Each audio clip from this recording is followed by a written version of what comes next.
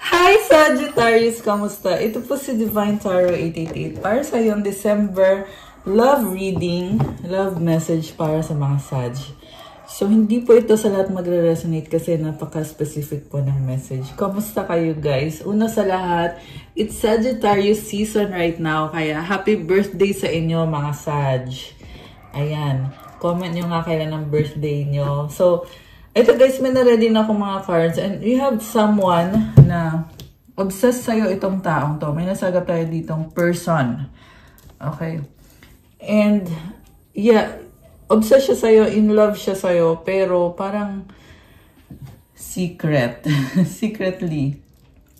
Hindi niya inaamin or hindi niya sinasabi sa'yo yung nararamdaman niya. We have Temperance, Two of Pentacles, Knight of Cups. Andun yung umaasa talaga siya. So, una sa lahat, nag-a-adjust siya sa'yo kasi gusto niyang ayusin kung anong meron kayo. And feeling ko may somehow, meron na kayong pinagsamahan at gusto niyang makipag-ayos sa'yo kasi nag-a-adjust siya. Yun yung energy ngayon nitong taong to. So, kung dati, naging masama ugali nito, ngayon kabaliktaran, talagang gusto niyang ibigay kung ano yung happiness mo. Ganon yung nararamdaman niya ngayon. So, sinasalin niya yung tubig kasi yan yung gusto niyang mangyari. Mag-reconcile kayo, magkasundo kayo. And actually, binabalanse niya yung mga bagay-bagay. So, kung may mga misunderstanding kayo, ngayon, parang sinasabi niya na gusto na niya makipag-compromise sa'yo or makipagkasundo sa'yo. And then, mukhang busy-busy siya ngayon juggling. This could be also someone na may iba siyang responsibilidad. Pwede itong may other party na involved kasi sabay-sabay eh. So, sobra siyang busy and parang feeling niya hindi niya mabigay ng buong buo sa'yo yung pagmamahal niya or yung attention niya. Pati na rin yung panahon niya or yung oras niya. Okay, pero nagtatry siya kahit mahirap para sa kanya. And then, with the Knight of Cups, yun ang sabi ko eh, talagang umaasa kasi feel niya na kailangan kanya, ikaw yung nagpapasaya sa kanya at very romantic yung energy nitong taong to. Baka may kadikang water sign, Cancer, Pisces, Scorpio, although this can be any sign. Yung nga lang may nakaharang na obstacle.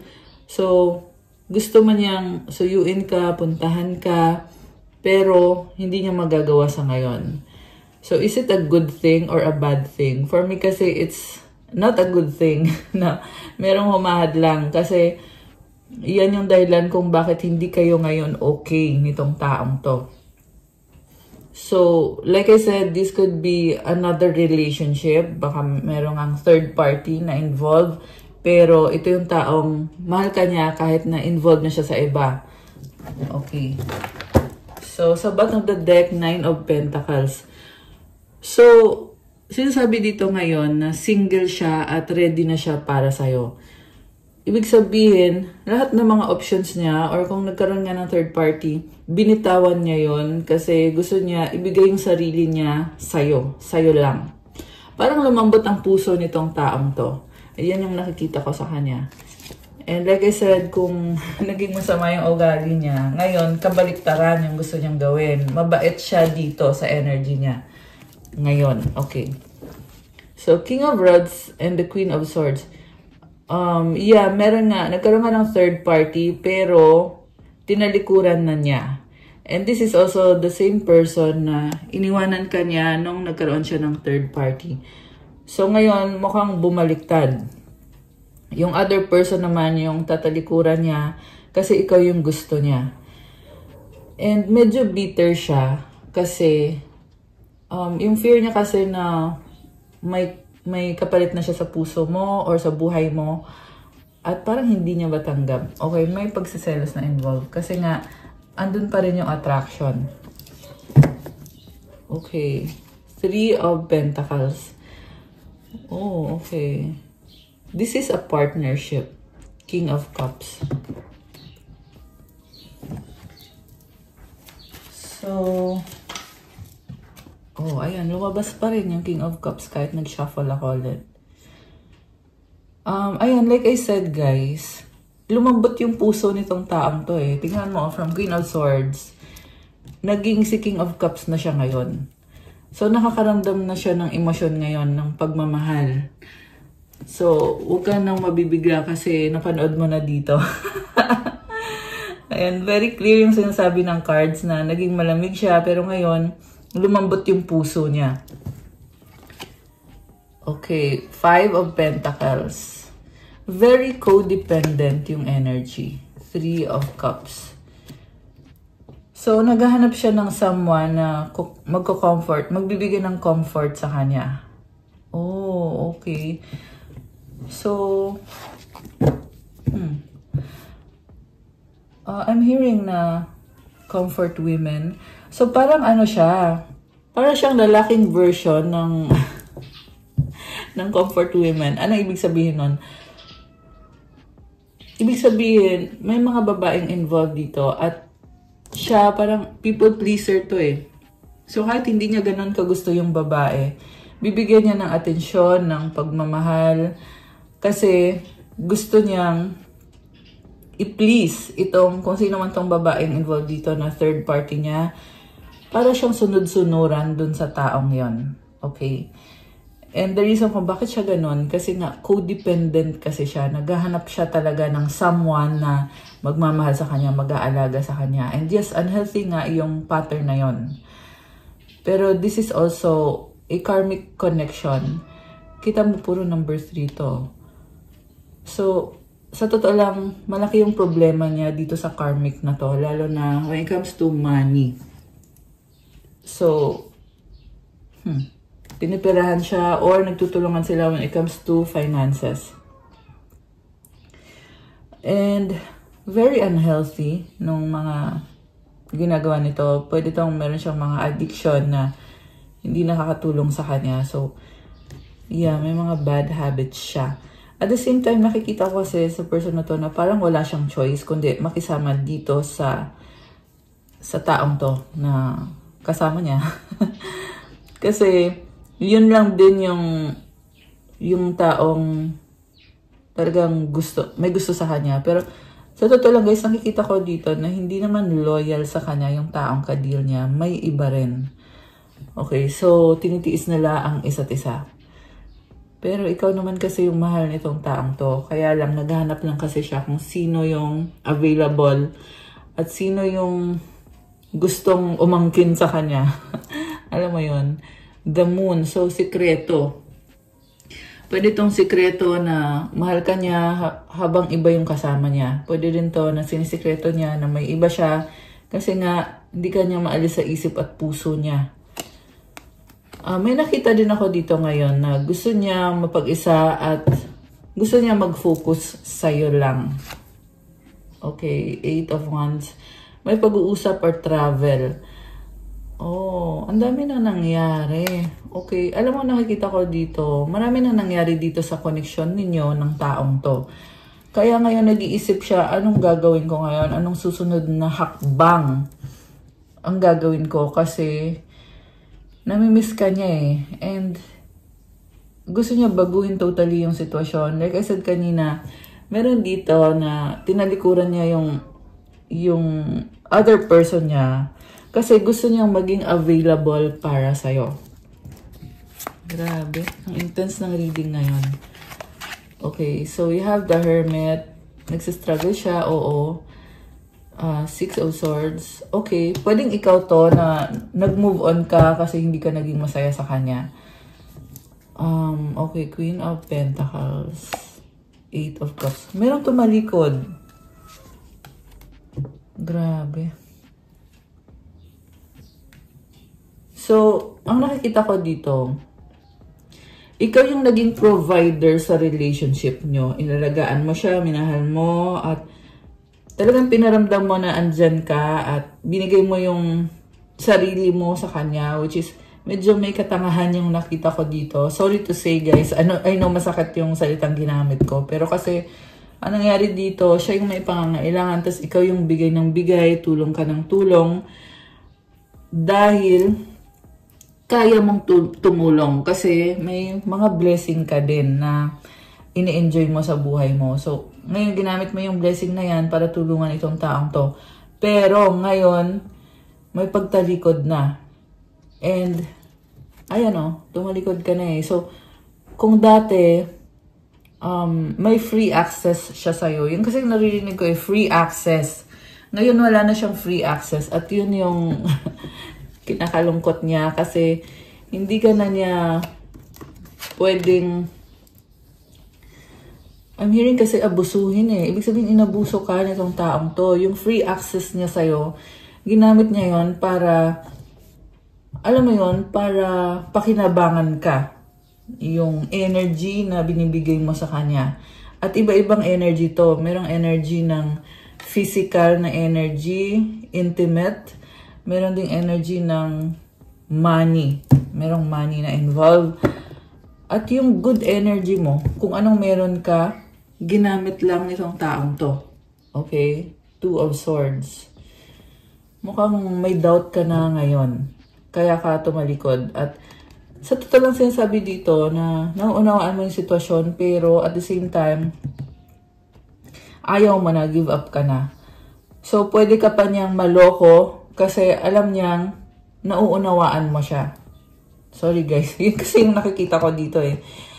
And also, warning na din yun sa'yo na baka lokohin ka lang ulit at ikaw naman ay bibigay naman or magpapaloko naman. Kasi nga gusto lang niya kung ano yung pwede mong ibigay sa kanya. And I'm not saying na hindi ka niya mahal. Kasi sa totoo lang, mahal ka naman niya eh. Kaso lang ang problema kasi,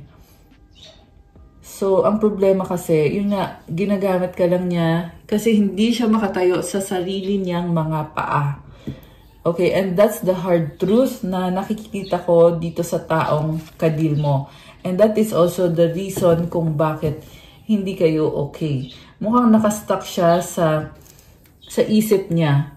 Kaya feeling niya hindi niya kaya mag-isa, hindi siya makatayo sa sarili niyang paa. Pero sinasabi kasi dito na sa isip lang niya yon. And also, another reason kung bakit siya ganyan, kasi nga, may iba pa siyang option. So, hindi niya i-risk lahat para sa'yo kasi iniisip niya, ba't ko naman bibigay sa'yo? May isa pa akong option dito. So, ikaw ngayon yung naloko kasi dalawa yung option niya. Okay. Grabe, oh. Ten of Swords. Alam mo, may ending dito. Sinasabi ngayon na kung na-stuck siya dun sa third party na yon, ngayon kasi ending na. Ayan. So, it's very clear. Paulit-ulit sinasabi na yun na nga, tapos na or tinalikuran na niya or tinapos na niya. Yung nga lang, yung tanong mo na naman dito, guys, is hanggang kailan ganyan? Kasi pwede din kasi to na magbago ulit yung isip niya. Tapos, alam mo yun, babalik siya ulit. Kasi ganun yung nakikita ko sa energy nitong taong to eh, na tinalikuran ka niya, pinalit ka niya sa iba, tapos babalik siya ngayon ulit, tinalikuran niya yung other option niya. So, yun nga yung tanong kung anong susunod, di ba? Pero wag natin pangunahan guys, kasi yung nakikita ko kasi dito is, parang intense yung energy na may pagtalikod or tinalikuran nga niya yung other person. Okay? Five of Cups. Grabe, nanghihinayan. Ace of Cups. So, sinasabi niya dito, nakakatawa actually. Kasi nga, natatawa ko kasi niloko ka niya, tapos ngayon umiiyak. At gustong makipag-ayos. Nakakaloka siya. So, sinasabi ngayon dito na kung pwede ba, buksan mo daw yung isip mo, buksan mo daw yung puso mo para sa kanya. Kasi, aminado siya na nasaktan ka niya, at mali yung ginawa niya sa'yo at hindi na niya pwedeng bawiin yung ginawa niyang pananakit sa'yo. So, ang dami na ding nangyari. Like I said, marami nang nangyari dito sa connection ninyo. At ikaw ay naging sobra kang mabait. Okay? Ang haba ng pasensya mo sa kanya. Alam mo yon na talagang binigyan mo siya ng priority. At ikaw pa yung nag-adjust sa kanya na parang ikaw pa yung mali. Alam mo yun, parang ikaw pa yung kailangan. Yeah, kasi yun yung energy mo dito eh. Ikaw pa yung kailangan mag-adjust sa kanya. Ikaw pa yung kailangan makipag-usap sa kanya. parang bumaliktad eh, yung nangyari na imbis na ikaw yung bigyan niya ng atensyon at pagmamahal, ikaw pa yung talagang nag-effort at inayos mo yung sarili mo para sa kanya. Okay? So, ibig sabihin, naging stronger ka dahil din sa taong to. Pero mali din naman yung naging strong ka nga pero binigay mo naman lahat sa kanya hanggang sa hindi mo na na-enjoy yung buhay mo. Kasi sineryoso mo siya, samantala siya, hindi naman siya naging seryoso sa'yo. Or baka kasi naloko ka, baka akala mo seryoso siya. Pero ito ngayon lumalabas yung totoo na meron niyang iba or meron siyang itinatago sa'yo na natuklasan mo din or lumabas din yung katotohanan. Nakakaloka siya. So, okay. Ano nangyari dito? Alam mo yung nakikita ko? Ito. Nagplano na siyang iwanan ka. Okay? Hanggang sa dumating yung time na nag-decision siya na, okay, ito na gagawin ko na, iiwanan ko na. So, parang ikaw pa yung mali. Kasi bakit siya, parang nag-revenge siya sa'yo eh. Ayan. Kaya kanya iniwanan. And then, ngayon, napahiya siya kasi hindi naman siya naging masaya sa ipinalit niya sa'yo. So, para saan pa na iniwanan ka at sinaktan ka niya? Okay, kaya siya ngayon luhaan at nagsasabi na patawarin mo ko, bigyan mo ko ng chance. Okay na ako ngayon, babalik na ako ngayon sa'yo. Ang tanong, may babalikan ba siya? Okay, ang sagot ay nasa sa inyo na yun, guys. Pero, well, it's obvious naman din na ginamit ka lang ng taong to, kaya gamitin mo din yung utak mo sa desisyon na gagawin mo. Okay? Alright, so we have the Sun, 9 of Swords, and the 4 of Swords. So ngayon, itong taong to ay naliliwanagan, pero grabe yung inis niya sa sarili niya kasi huli na ang lahat. Nakakaloka siya. So, meron din nag-guide sa kanya eh, na ito yung katotohanan, ito yung tama, ito yung mali. Pero, yung pakiramdam niya kasi ngayon is wala na siyang magagawa. Huli na ang lahat, tapos na. 'Di ba? At the same time, alam din niya sa sarili niya na kung ipipilit niya, pwede rin naman. Pero, mas pinili niya kasi na wag nang ipilit, mas pinili niya na ikalma na lang yung sarili niya, ipahinga na lang yung isip niya. You have Leo energy, baka ka din mo ay Leo. Malakas ang fire sign ngayon sa reading natin, Aries, Leo, Sagittarius. Although this can be any sign. Actually, malakas din dito ngayon si water sign, Cancer, Pisces, Scorpio, tsaka si air sign, Gemini, Libra, Aquarius. Ayan, okay. Kanina, meron din naman ng Earth sign, Capricorn, Taurus, Virgo. Although, kahit anong sign naman talaga guys, pwede dito. Binanggit ko lang yung mga strongest na nakikita ko mga signs. Okay. High Priestess. Oh my goodness. Justice. Alam mo, merong secretly dito nagpaplano tungkol sa'yo at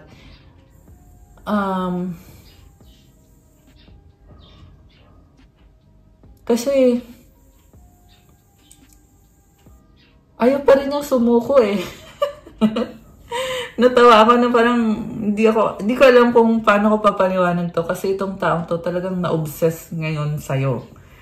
And with the Justice card, parang gusto niyang magkaroon ng balance ulit, ng harmony. Pero hindi pa niya kayang aminin yung mga nararamdaman niya or yung mga pinaplano niya sa'yo. Samantala, I saw 1919 on the screen guys. Ayan, may mga synchronicities tayo. So, samantala, ikaw naman ay nananahimik ka at parang wala ka ng pakialam kasi na-achieve mo na yung strength na deserve mo, na-achieve mo na yung freedom na gusto mo at mas naging better ka ngayon. Okay? Na-achieve mo na yung hustisya. Nakakaloka.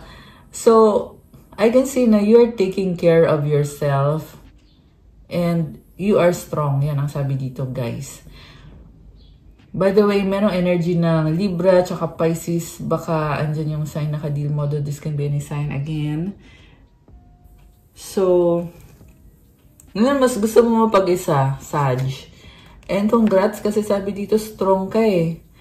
And you have this wealth, energy, stability. May nakita din akong bagong person na magbibigay ng happiness sa'yo.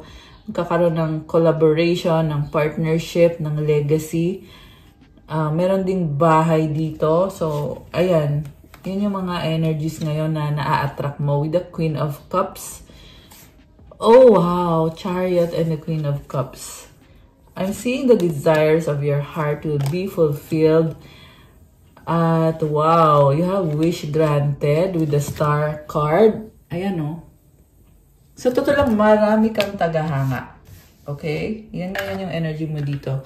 So, may nakita din ako na yung person mo ay talagang hindi papayag daw na mapunta ka sa iba.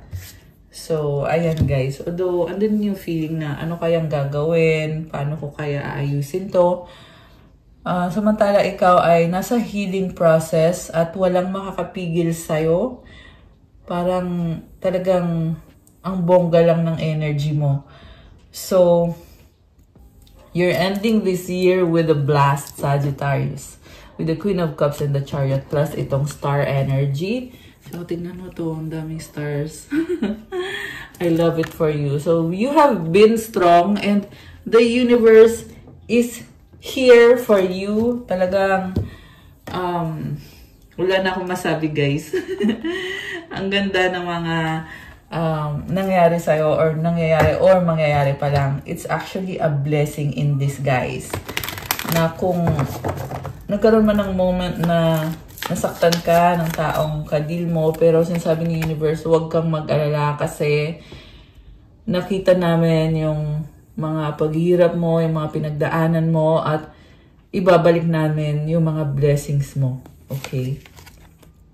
Attraction, you attract romantic love by enjoying this moment fully. Okay, ang dami ah. Keep an open mind. Your soulmate may differ from your usual type and expectations. Reconciliation. Someone from your past is returning to your life. So, ito talaga yung gusto niyo mangyari, guys. Kasi na-obsess siya sa'yo eh. Sabi ko nga kanina eh. Talagang gusto ka niyang kumbinsihin. Kasi sabing keep an open mind. Buksan mo daw yung isip mo na mahal ka daw niya at gusto niyang mag-reconcile kayo. Pero guys, energy lang to. At the end of the day, hawak mo pa rin ang magiging desisyon. Actually, sinasabi dito na kung gusto mo ay talagang magkakaroon ng pagbabalikan dito. Pero kung hindi naman yan yung gusto mong mangyari ngayon sa buhay mo, ay well, napakadaming blessings para sa'yo. Okay? Grabe. Honeymoon, enjoy the bliss of holiday time together. Grabe, na-obsess sa'yo. 23 on the screen. Oh my gosh. Nakakaloka siya. Ito pa, religious factors. Your love life is influenced by your religious upbringing and spiritual path. So, magkaiba kayo ng spiritual na paniniwala. Okay, so, kuha tayo ng mensahe galing dito sa person na ito. Okay, mensahe ng person na to para sa'yo. Okay. Hindi ko alam, ewan. Mahal kita, I love you. Mutual understanding. Walang pag-asa. Ayan, alam na niya na walang pag-asa. Pero mahal ka nitong taong to. Misunderstanding nagtatampo. Parang kukumbinsihin ka niya na ano lang to, misunderstanding lang to. Nagmamahalan together. Matapos kang lokohin at lahat, sasabihin lang na misunderstanding lang to. Nakakaloka. Naalala ko tuloy, bigla pumasok sa isip ko si Kim Chu. Yung Kim and Gerald na hindi nag-work out. Pero kahit makipag-reconcile pa yung lalaki, eh, huli na din ang lahat. Kasi nga, may cheating kasi na nangyari. Okay. So, yan ay sinabi ko lang. I mean, wala akong proof actual proof, pero yan kasi yung naririnig kong mensahe, kaya sinabi ko lang. So, yan yung mga bagay na hindi nakikita ng mga tao, pero nangyari, or yeah, yun nga, nangyari yun. Yan kasi naririnig ko eh. So, baby kanya, hurt healing, nakakaloka siya. Very codependent. Okay, talagang still clinging. Still clinging sa'yo. Namimiss ka. Ayan, nakakaloka siya. I miss you. Parang wala lang nangyari ah. I like you, crush kita, bagong simula. O, diba? So, 25. Okay, pinapakita lang sa'yo yung mga energies. Wala ka namang kailangan gawin. It's actually your vindication dahil nga sa pananakit na ginawa sa'yo. So, ayan, pinapakita lang sa'yo ng mga angels mo na yan yung nangyari. 25:55 on the screen. Oh my gosh. Anong numbers na yon? It symbolizes change, transition, blessing. And pwedeng blessing in disguise. Okay, so ito yung advice. Tingnan natin yung advice galing sa mga angels mo. At kukuha pa ako ng isa pang set of cards from this. Ayan, mensahe din to galing sa mga angels mo. Tingnan natin. Spiritual gifts, Archangel Raziel. Thank you, Raziel, for helping me channel my gifts and talents. Ayan, guys. Comment. Claim spiritual gifts. Thank you, Archangel Raziel. Okay. Oh, ayan. So, lumalakas yung intuition mo. Tsaka yung mga spiritual gifts mo ngayon. Nagbubukas. Grabe, ang ganda. Balance. Thank you, angels, for bringing balance. Bringing my life into balance. Grabe, ang ganda ng aura mo. So, andyan din yung angel mo, kasama mo. Change and transition, Archangel Azrael. Thank you, Azrael, for leading me safely through this change. So, ito na nga yun, guys. Transition, pagbabago. So, nag-iiba na yung energy. Nag-iba din yung ihip ng hangin. Ayan. Nakakatawa, nakakaloka. Okay, so yung advice is intention. Intention is simply allowing the will and the mind to align and move in harmony. May I always focus on the highest. My intention is that all God's wishes for me come true. Ang ganda nito, ang daming butterflies. So, mag-manifest ka kasi makukuha mo yung manifestation mo. And comment, claim wish granted. Comment, my intention is that God's wishes for me comes true. Ayan, guys. I love it. Striving. Eventually, the individual ego's drive to make things happen falls away, replaced with the relaxed, trusting openness to answers as they arise. Thank you, Divine, for letting me move with the flow. Wow. Grabe. So, dahil sa sipag at tiyaga mo, talagang ito, binibigay na sa'yo yung swerte na gusto mong mangyari, yung blessings na gusto mong magkaroon. 28 on the screen now. I love it for you. And the last one, wow, it's love. It's not about finding love. You are love itself. Help me, Lord, to send so much compassion and caring to the inner child that I always remember I myself am love. Grabe. Sabi dito, ikaw na mismo yung love. So, hindi mo na kailangan maghanap kung saan-saan. Nasa sayo yung love na yon. And sinasabi din dito, mahalin at alagaan mo yung inner child. Yung, ikaw, yung sarili mo, kung ano yung totoong happiness mo, ibigay mo yun sa sarili mo. I love it. May papuso, guys. So, i-heart nyo na tong video na to. Comment heart. If you love these energies, para i-claim nyo na yung napaka-positive na energy na yan, para ma-manifest nyo na itong mga blessings na ito. So, that's all for your December kapalaran. Happy birthday ulit, Sagittarius. I love you guys. So, message kayo sa akin para po dun sa mga interesadong magkaroon ng personal reading or one-on-one session. Nasa description box po yung contact details ko. Message kayo sa Viber or sa WhatsApp para magpa-book kayo or magpa-schedule kayo.